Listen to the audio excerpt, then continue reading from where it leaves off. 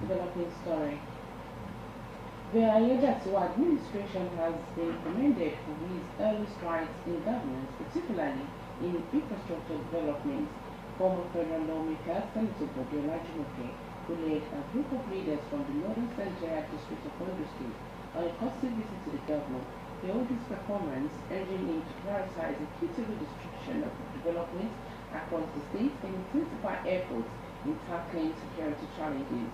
Governor Loke Ayedatiwa, who reaffirmed his administration's commitment to the protection of lives and property of inhabitants, said military personnel are being deployed to flat zones in the state to tackle security challenges. Government House correspondent for Harvard provides details. Former federal lawmaker Senator Bode Olajumoke led the delegation of leaders from the Northern Senatorial District of the state on a visit to Governor Lucky Ayedatiwa in Akure. The courtesy visit at the office of the governor was aimed at meeting minds with Governor Ayedatiwa on how to further enhance the state's development. Senator Olajumoke, who applauded the strides of the Ayedatiwa administration, particularly in infrastructure development, urged him to intensify efforts in tackling security challenges facing the state. The former lawmaker stressed the need for security trust fund through an executive bill and thanked the governor for the proposed conversion of Rufus Giwa Polytechnic Owo to University of Agriculture. You have started this 4-year journey on a sure footing. You have clearly defined your priorities, namely the welfare of the citizens, the weak and vulnerable, the workforce, as well as the socio-economic repositioning of our dear state. Added to these are the numerous robust social and physical infrastructural programs and urban renewal in our various communities. Governor Lucky Ayedatiwa, who emphasized that the protection of lives and property remains a priority of his administration, assured of even development across the state. A lot is being done, not just with Amotekun alone, but with all the other security agencies. Just about a few weeks ago, we put a place at Auga, and about 150 military men have been deployed there. There is an Akoko notice. We renovated a building for them so that they can have a place.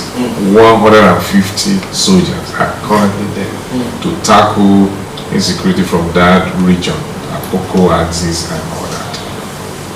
The forest area, where they also have a portion that borders Ekiti and Edo, Ago, Oyinbo, where they have a caution about a month ago when we're having they were attacking the community. As we speak now, we have a base there.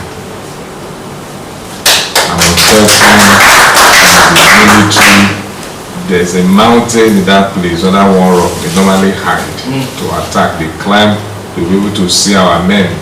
Anytime they are approaching, they begin to open fire on them. We have taken over that mountain and we have our duty.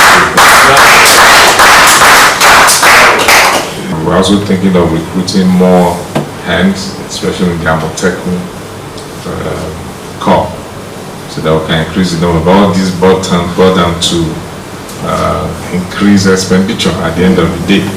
So we have to look at our budget very well, especially now that we have implemented minimum wage, which is consequential adjustment.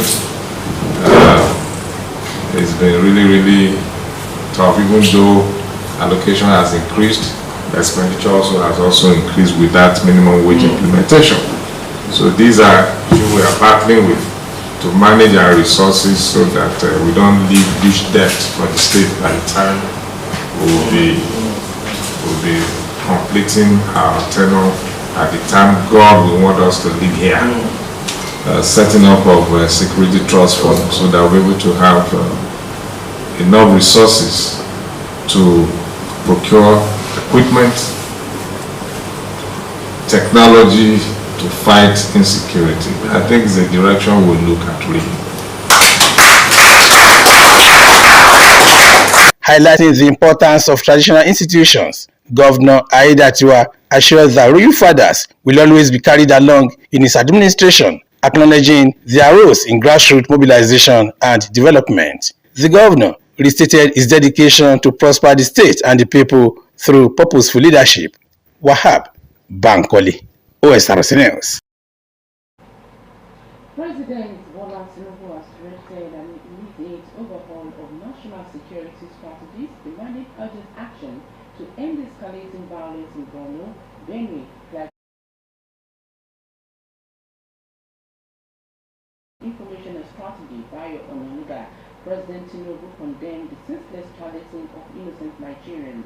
The president, who met with security chiefs at the State House in Abuja, said the killing of innocent people in Borno, Benue, and Plateau State will cease. The National Security Advisor, Nuhu Ribadu, during an interview with journalists, noted that President Tinubu is more in tackling insecurity cases. The industrial action embarked upon by the Nigerian Meteorological Agency has disrupted flight operations in major airports across the country. This is just as Airpeace Limited has announced the suspension of all flight operations nationwide due to the ongoing strike. In a statement by the head of corporate communications, Airpeace, Ejike Ndulo, noted that the decision is necessary because NIMET is the agency responsible for issuing current knockouts of hazardous weather reports critical for safe landings, especially during this season of heavy rainfall and thunderstorms. He said without these reports from the control tower, flight safety could not be guaranteed.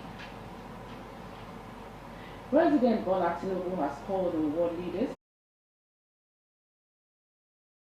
commitment in confronting the deepening global climate emergency, describing climate action as a strategic imperative rather than avoiding development.